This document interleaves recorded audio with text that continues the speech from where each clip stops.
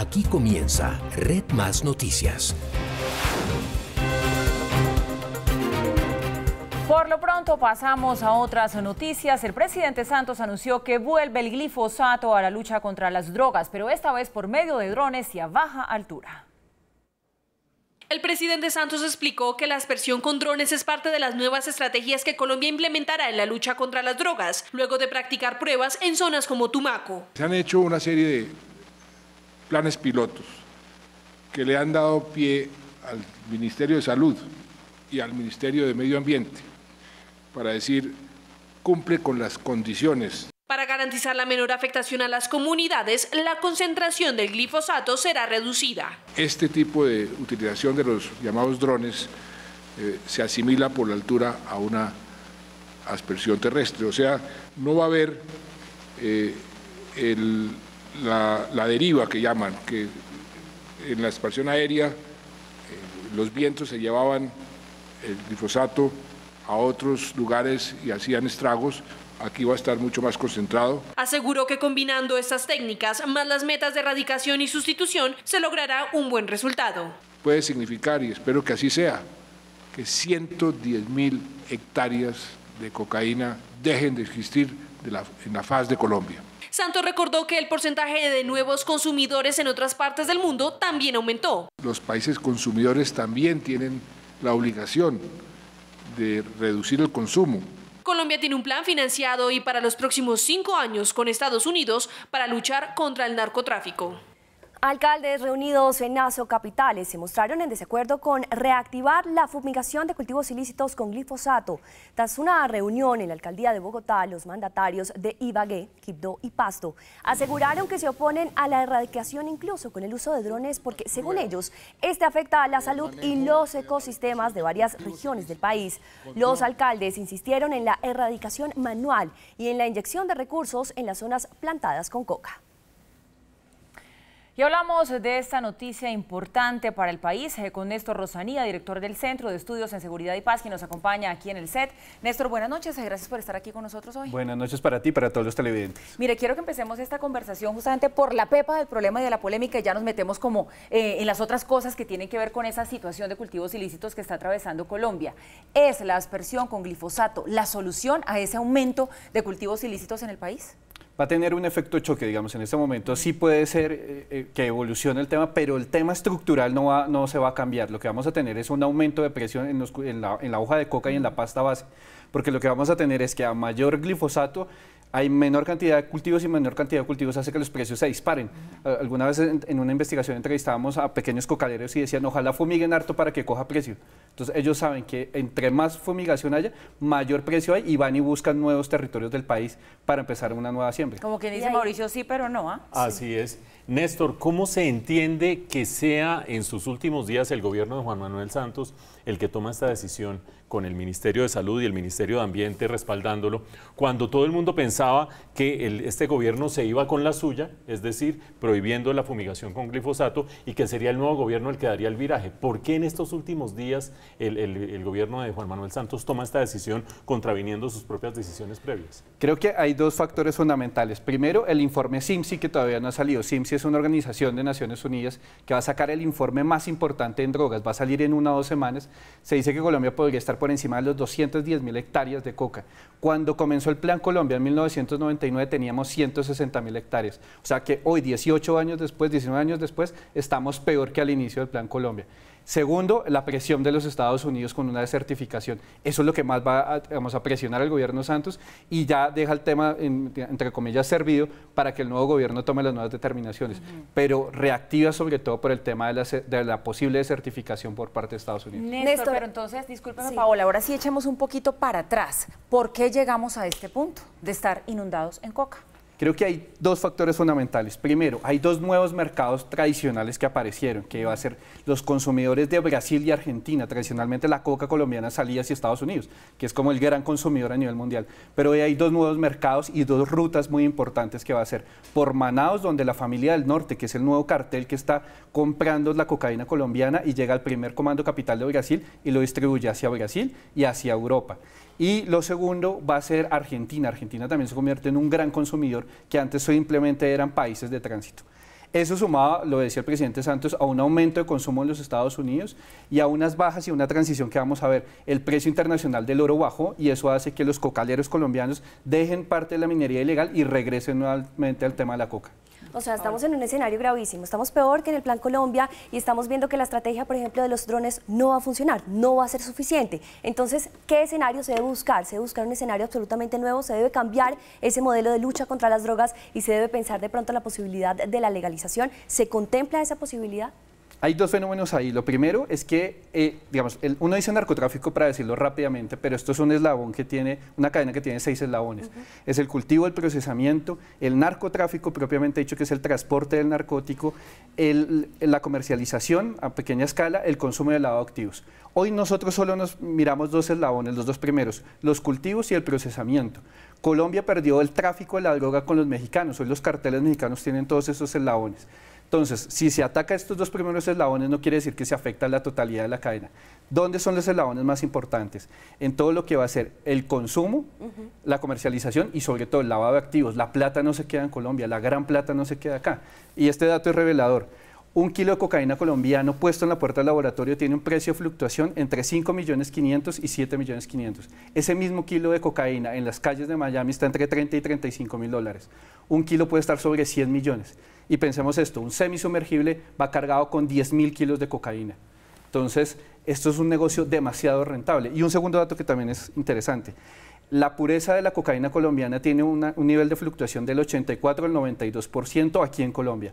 Ese mismo kilo de cocaína, digamos, ya en las calles de Miami puede estar el nivel de pureza entre el 22 y el 27%. No, o sea, un kilo sirve para... Néstor. Claro, compran 1 kilo y venden 3. Claro. Néstor, hay gente en sus casas que cuando Paula le preguntó a usted cómo llegamos a esta difusión o a esta profusión de cultivos, y usted dice, pues ha habido aumentos en Argentina, en Brasil, de consumo y por lo tanto eso explica la mayor demanda, explica la mayor oferta. Hay gente en sus casas que dicen, ¿y qué pensará ese señor de la falta de presencia del Estado en el suroccidente del país, en la zona del Catatumbo, en la zona del Chocó? ¿Usted cree que definitivamente no hay un problema de control del territorio en las áreas en las que está más presente el narcotráfico y las disidencias de las FARC y el ELN? Sí, completamente de acuerdo. ¿Cuál es el tema? Que esto se vivió como un tema de una política criminal que solo se le dejó a los policías y a los militares, pero el resto del Estado nunca ha llegado a sus sitios. O sea, no hay un tema de infraestructura. Hacíamos en la investigación que hacíamos, entrevistábamos a campesinos cocaleros y nos decían lo siguiente,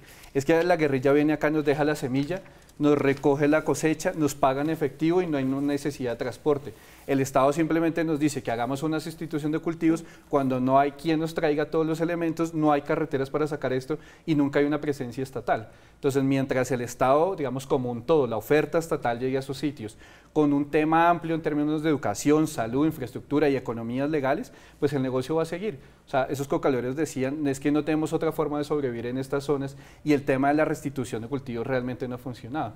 Y es que, Mauricio, un tema, digamos, revelador. En 1987, cuando se empezó a ver un gran boom del narcotráfico, se empezó a hablar que teníamos que hacer restitución, digamos, sustitución de cultivos, perdón, y hacer un cambio en la política criminal y la lucha antidrogas. En el 87, estamos hablando lo mismo en el 2018, y los resultados son nefastos en temas de política criminal contra las drogas. Bueno, pues muy interesante tenerlo hoy usted aquí con nosotros, Néstor, para entender un poco más la situación que está viviendo el país en este momento, qué viene y bueno, también las soluciones que la verdad escuchándolo a usted parecería que muchas son utópicas. Néstor Rosanía, director del Centro de Estudios en Seguridad y Paz, gracias por habernos acompañado esta noche. Gracias a ustedes y a todos los televidentes. Cambiamos de tema, pasamos a otras noticias. Este miércoles es el ultimátum del Congreso para votar la reglamentación de la Jurisdicción Especial para la Paz. La posibilidad de un referéndum avivó las diferencias.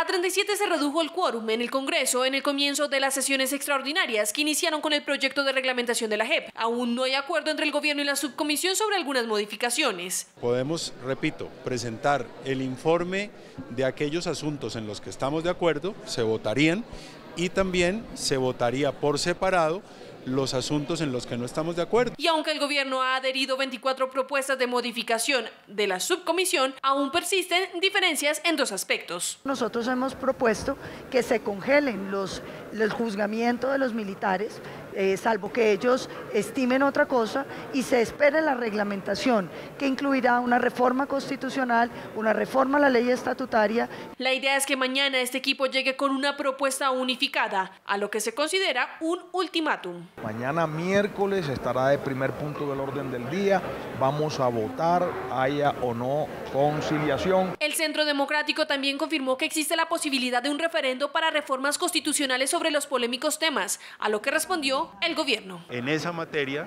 hay un artículo que habla de un artículo constitucional de la estabilidad jurídica de los acuerdos, que esos acuerdos no pueden ser modificados en lo sustancial en 3 periodos de gobierno. Se espera que mañana haya un debate serio en torno a la JEP en el Congreso para que no primen otros temas como estos en la agenda de los legisladores. Y en la capital del Valle fueron entregados los cuerpos del periodista, fotógrafo y conductor del diario El Comercio de Ecuador. Las familias quisieron iniciar allí el proceso de velación y despedida. En una funeraria en Cali permanecen los cuerpos del equipo periodístico del periódico El Comercio de Ecuador, secuestrados y asesinados. Desde allí serán despedidos antes del viaje que emprenderán este miércoles hacia Quito. Muchísima alegría porque hemos logrado algo que tal vez en nuestras mentes, en nuestras manos, estaba que ya no les íbamos a tener como primer punto. Y el otro es también el sentimiento de tristeza, ya que jamás les vamos a volver a ver. Periodistas colombianos llegaron hasta el lugar para rendirles un homenaje y acompañar a las familias. Esto es algo que todavía tiene un camino largo y un trecho por avanzar en términos de esclarecimiento, de sancionar responsables, de reconstrucción de democracia, de que cuando un periodista vuelva a esta región no implique una pena de muerte. En ramos, velas, globos blancos llegaron las muestras de solidaridad para las familias de Javier Rivas, Paul Rivas y Efraín Segarra. Ellos partirán este miércoles a las 8 de la mañana desde el aeropuerto Alfonso Bonilla Aragón en Palmira hacia Ecuador, acompañados por la policía colombiana. Poco a poco se normaliza la operación aérea en el aeropuerto El Dorado de Bogotá, interrumpida durante 2 horas por una falla en una de las consolas desde la torre de control. 93 vuelos fueron cancelados, afectando a más de 11.000 personas. Bebés y adultos mayores pasaron la noche en los corredores de la terminal aérea. A la 1:44 de la tarde del lunes, la torre de control del aeropuerto El Dorado, con menos de 3 años de uso, reportó una falla en el sistema eléctrico. No es un fallo de eléctrico total, o sea, teníamos energía suficiente. El tema era de un sistema exacto que provee la electricidad directamente a las consolas de la Torre del Dorado. Según la Aerocivil, el problema se focalizó en 3 cables que le suministran energía a una de las consolas. Duró la afectación aproximadamente 2 horas 3 minutos, pero pues a los 40 minutos ya sabíamos cuál era la falla. Durante el tiempo en que las pistas estuvieron inactivas, 45 vuelos fueron suspendidos y se produjo un efecto dominó en toda la operación internacional y nacional. Lo de destacar en este momento es que no afectamos la seguridad operacional. La entidad abrió una investigación para comprobar si se trató de una falla técnica, humana, mala calidad en los materiales o un error de diseño. Nosotros no descartamos nada en este momento. La falla afectó los itinerarios de vuelos con conexión en Bogotá y de otros que tenían como destino las ciudades de Bucaramanga, Cali, Medellín, Barranquilla, Cúcuta, Cartagena, Pasto y Riohacha. Yo tenía vuelo a las 12 y ahora llego y me dicen que está atrasado a las 3, yo entro a trabajar a las 2, pero hay ni quien, allá no me van a creer lo que está pasando. Otros pasajeros pasaron la noche en los corredores del aeropuerto a la espera de ser reacomodados en otros vuelos. Tenía compromiso a las 7 de la mañana del día de hoy y estoy aquí todavía.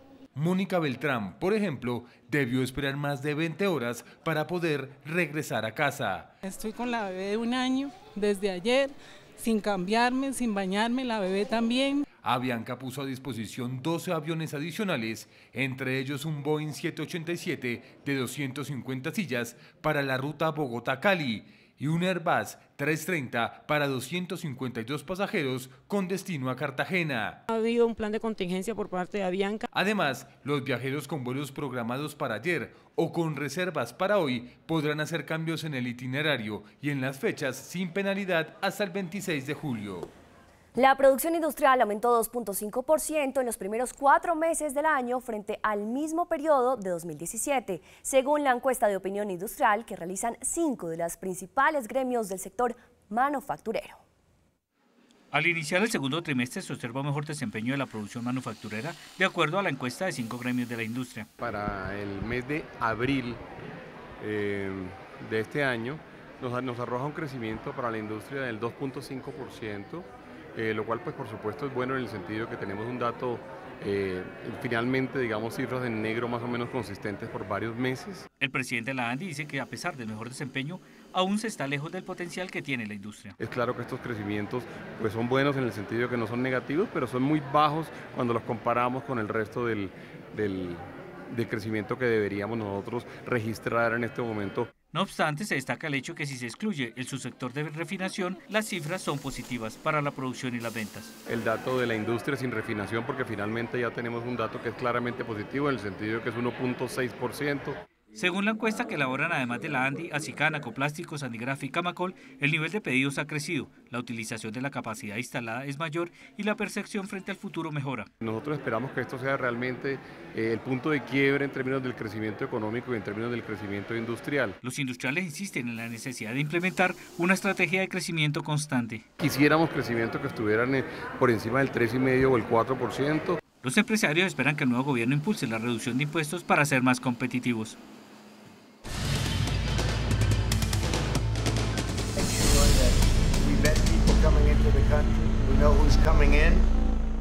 Con 5 votos a favor y 4 en contra, la Corte Suprema de Justicia de los Estados Unidos falló a favor del veto migratorio de Donald Trump contra países de mayoría musulmana. El veto migratorio es contra Libia, Irán, Somalia, Siria y Yemen, además de restricciones contra ciudadanos de países como Corea del Norte y Venezuela. Desde el pasado mes de septiembre, este fallo considera que la decisión está justificada por cuestiones de seguridad nacional. El mandatario celebró la decisión de la Corte Suprema que defiende la prohibición de los viajes que afecta a países de mayoría musulmana. La Corte Suprema de hoy es un tremendo éxito, una tremenda victoria para el pueblo estadounidense y para nuestra Constitución. Esta decisión de la Corte Suprema de Justicia revoca una serie de decisiones de tribunales inferiores que anularon la prohibición por considerarla ilegal o inconstitucional. El jefe de Estado ya había lanzado otras 2 prohibiciones de viaje, la primera aprobada en enero de 2017, justo después de su toma de posesión, que inicialmente incluía 7 países de mayoría musulmana, como Irán, Irak, Libia, Siria, Somalia, Sudán y Yemen, por 90 días, donde además suspendía el programa de admisión de refugiados por 120. La orden fue bloqueada por tribunales federales, por lo que el Ejecutivo preparó una segunda versión que fue tramitada en marzo de este año y que sacaba de la lista a Irak, además de suprimir las excepciones recogidas en el programa de admisión de refugiados. Sin embargo, tribunales nacionales se opusieron bloqueándola nuevamente. Donald Trump también aseguró que planea pedir al Congreso más fondos para el muro fronterizo. Hemos trabajado con 1.600 millones de dólares, pero vamos a pedir un aumento en el presupuesto del muro para poder terminarlo más rápido. Detiene las drogas, detiene a la gente que no queremos tener aquí y nos da seguridad. Una votación reñida 5-4, donde se impuso la opinión de la mayoría de magistrados, considerada una victoria para la administración Trump. De esta manera se pone fin a la disputa legal que inició en enero de 2017.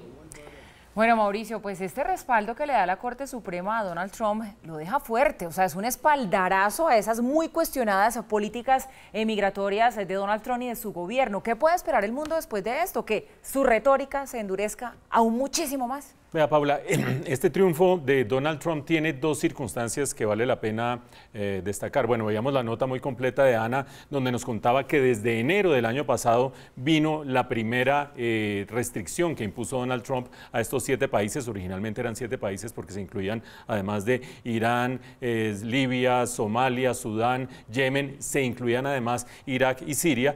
En esos 7 países terminó yéndose 3 veces contra el aparato judicial, hasta que finalmente se le aprueba esto. Esa pelea, ese pulso tan grande, significa un triunfo político muy significativo de aquí a las elecciones de noviembre. Acuérdense ustedes que en noviembre se renueva parte del Senado, parte de la Cámara, y en este momento ambas cámaras están en control de los republicanos, un control que no les ha permitido pasar muchas leyes, pero control al fin y al cabo, y empieza a haber indicios de que los demócratas retomarían parte de esas cámaras o por lo menos podrían, en algún caso de los dos, llegar a tener la mayoría. Este triunfo significa algo muy significativo de cara a esas elecciones. Pero además de eso, este triunfo se cocinó desde el año pasado, porque ustedes vieron una reñida votación en la Corte Suprema de Justicia, 5 contra 4, etcétera, etcétera.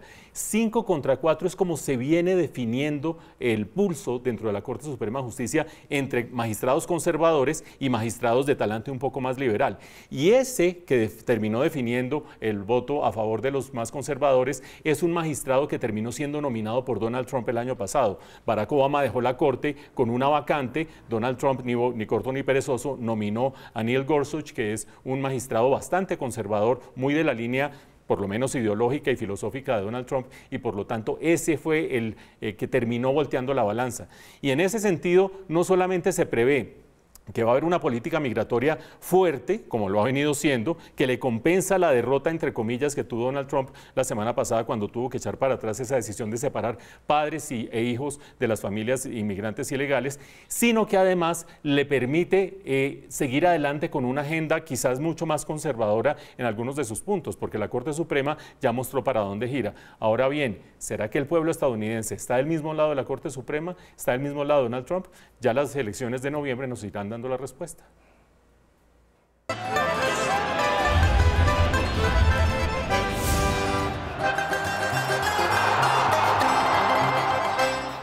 Regresamos con más acción del Mundial de Fútbol en Red Más Noticias para tocar temas atinentes a la selección colombiana, que ya está pensando en su próximo partido ante Senegal, partido definitorio para las dos selecciones. Colombia se ha desplazado, está habitualmente en Kazán, que es su centro de operaciones, pero en Samara se disputará el compromiso de este momento clave para Colombia el próximo jueves. Así que Red Más Noticias también ha realizado el seguimiento de rigor. Camilo Pérez se mantiene en Kazán, mientras que en Samara está Diego Chiribí. Todo el cubrimiento para saber qué pasó con Colombia, finalmente Abel Aguilar podrá o no jugar y todas las preguntas que nos surgen.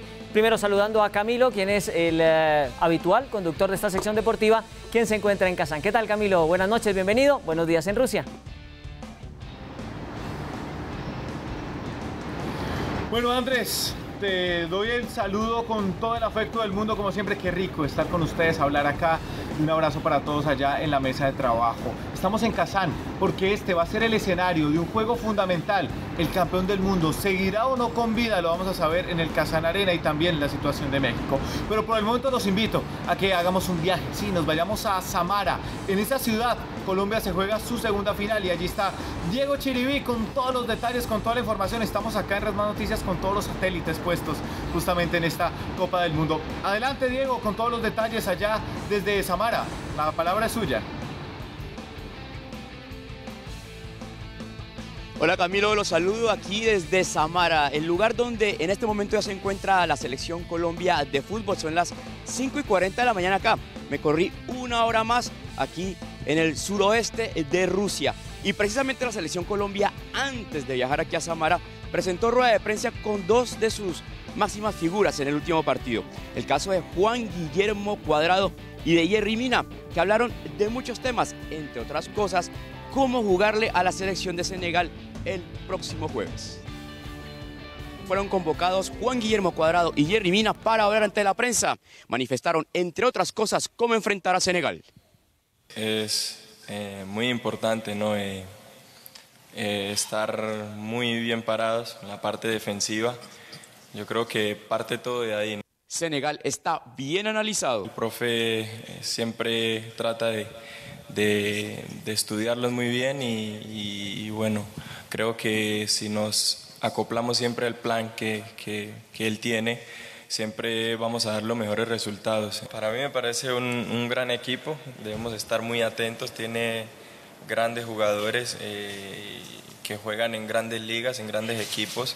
Entonces no es solo correr, como te digo, son jugadores buenos, técnicamente bien dotados. Yerry fue una mina de diplomacia en cuanto al posible regreso de Carlos Sánchez a la titular. El que le toque creo que lo va a tratar de hacer de la mejor manera y somos un grupo unido que si sale uno está el otro respaldándolo, entonces sabemos la clase de jugador que es Carlitos, el líder que es. Senegal suma 4 puntos de 6 posibles, uno más que Colombia.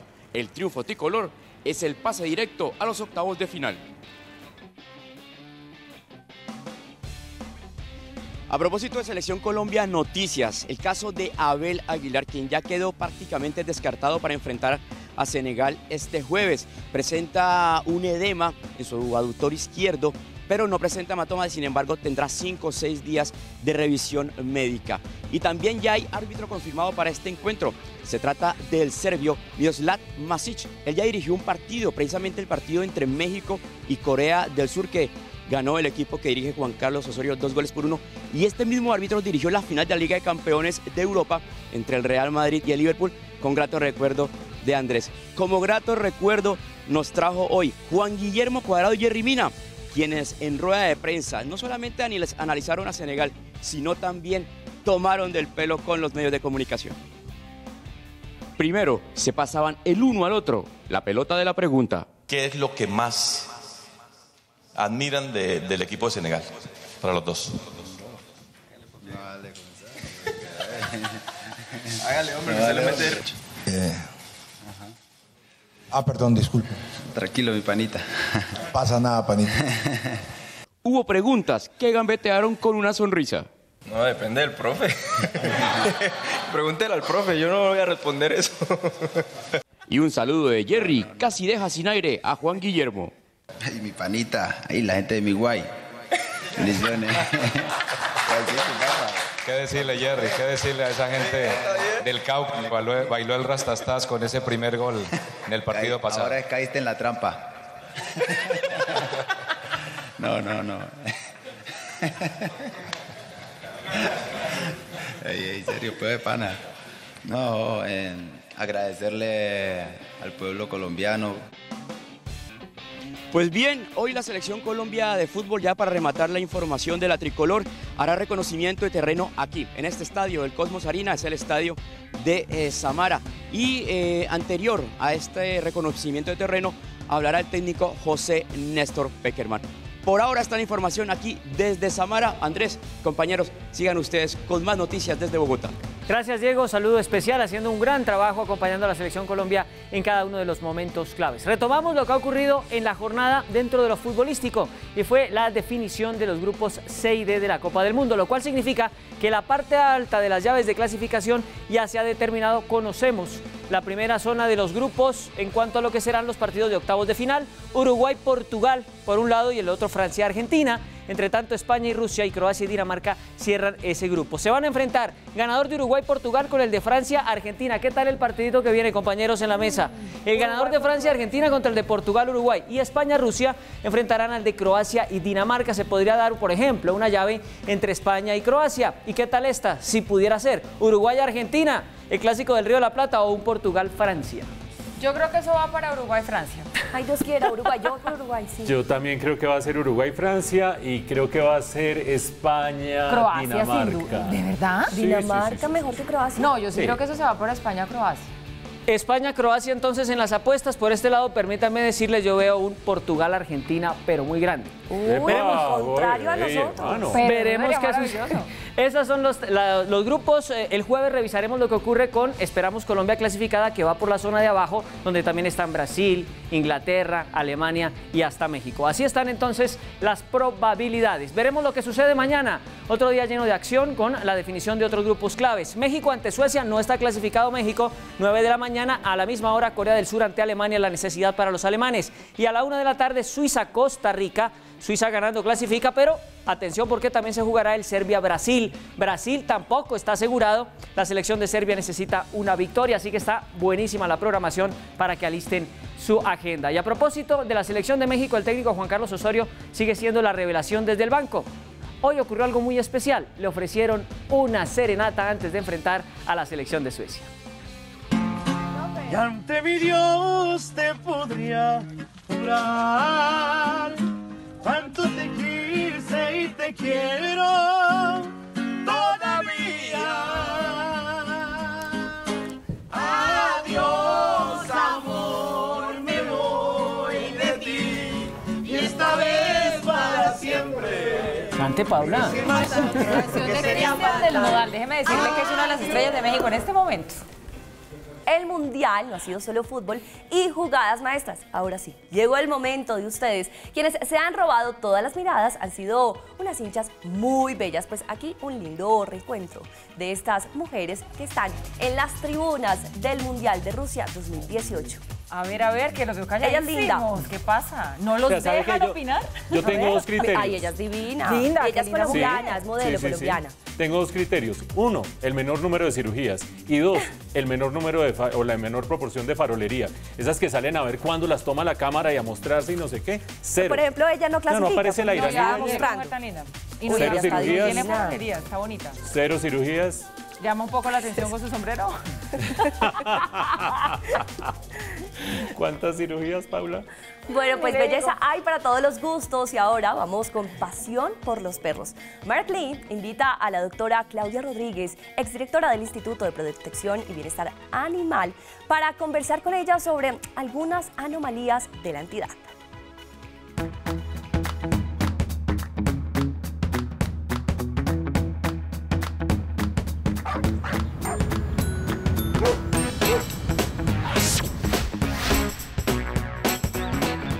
Hoy les voy a traer a la doctora Claudia Rodríguez, la directora del Instituto de Protección y Bienestar Animal del Distrito, para que nos resuelva las preguntas importantes. Esa empresa, la que tiene la custodia de los perritos, se llama Arcambiental. En este momento sí. De hecho, ya terminó el contrato. Ya terminó. O sea, ya no hay 52 perritos allá. Ya no hay perros allá. ¿Y por qué se acabó ese contrato y no se renovó? No, porque ahora tenemos el centro de zoonosis y porque seguramente vamos a seguir haciendo las evaluaciones estructurales, las de mejoramiento y conservación del centro. ¿Cuándo ingresaron los perros allá? Los primeros perros iniciaron la primera semana de diciembre, los primeros, los sanos. ¿Cuánto costaba diario cada uno? Muchísimo menos de lo que le cuesta a zoonosis un perro que se sacaba 3 horas a la semana. ¿Podemos conocer la cifra diaria? Por supuesto. ¿Cuál es? En zoonosis vale 750.000 pesos mensuales mantener un animal. En el centro de custodia. Allí por 21.000 pesos. ¿Era este lugar un lugar en condiciones óptimas para ellos? Con seguridad encontraríamos mejores lugares. Por el mismo a mayor costo. El operador propone 3 lugares. ¿Y ustedes consideraron que estaba bien? El comité estructurador hizo unas evaluaciones previas para las necesidades del momento, que eran animales sanos, salidos de posoperatorio, que no podíamos entrar en el centro de zoonosis hasta que no termináramos la evaluación, el inventario y poderlos ingresar. ¿Es cierto que hemos implantado más de 20.000 microchips? Hemos implantado hasta el día de hoy 36.266 microchips. En el instituto tenemos 244 lectores listos para entregar a la Policía Nacional. Con 36.000 microchips instalados, 244 lectores guardados y nadie que tenga acceso a ellos para poder hacer la lectura de estos microchips. La mitad de los lectores se compraron en Secretaría de Ambiente y con la creación del Instituto Distrital de Protección Animal, Secretaría de Ambiente no podía dar en comodato a la Policía Nacional porque teníamos que tener la constitución del instituto para que Secretaría de Ambiente nos pasara los lectores y nosotros entregarlos a la Policía Nacional. En mi opinión es que yo no estoy de acuerdo en que esos perritos hubieran sido trasladados a un lugar que no estaba en óptimas condiciones. Ahora, si ustedes necesitan ayuda y les podemos ayudar a resolver algún caso, escríbanme pasionporlosperros@redmasnoticias.com. Yo tengo pasión por los perros.